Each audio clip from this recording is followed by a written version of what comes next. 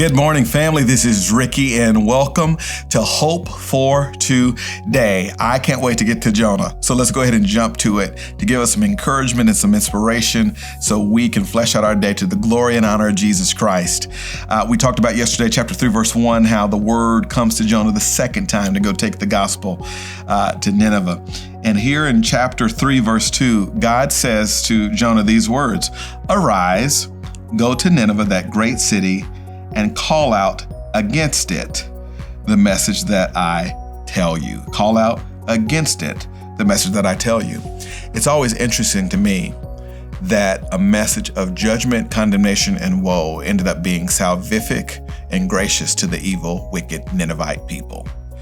Like literally, there's only 8 days of prophecy in the book of Jonah. Only 8 words. Yet 40 days and Nineveh will be overthrown. Now you look at books like Ezekiel and Isaiah and Jeremiah, it's like 20,000 words of prophecy. The book of Jonah is only 8, which means that Jonah is less a book of prophecy and more a book about a prophet. But the picture is literally one of God telling Jonah, go and preach an 8-word sermon. And that was enough to save them. Now it's interesting because Jonah hates the Ninevites. In fact, he hates them all the way to the end of his narrative. He can't stand them. He was terrified that they might kill him, or terrified that, worse for him, that God would save them. So my point is this: he's going to go and preach this message all throughout Nineveh, not liking the people, hating the fact that he has to preach the message, which reminds me of the power of God's word. Literally, the message is to go preach against them.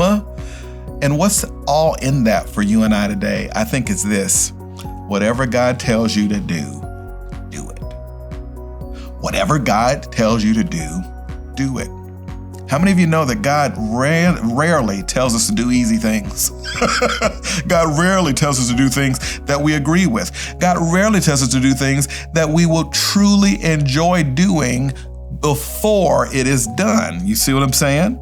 And that was the case for Jonah. Go to Nineveh and call out against it the message that I tell you. I used to watch these science fiction, low budget movies on Saturdays. There would just be some kind of, we didn't have cable because, my mama said Christians don't have cable, but I got cable now, so God help me. But anyways, we would watch these little low budget sci-fi movies, and it would always be some crazy mad scientist creating some crazy kind of robot. And it used to always, the robot would say the same thing: "You command, I obey. You command, I obey." I just remember this from so many movies. "You command, I obey." And it seemed to be that the robot understood that its best purpose was to fulfill the design and the will of its creator.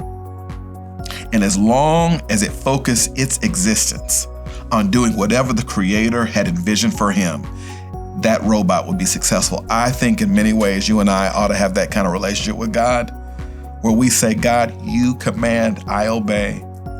How many of you know that it's not your will for your marriage, it's God's will for your marriage? It doesn't need to be your will for your career. It needs to be God's will for your career.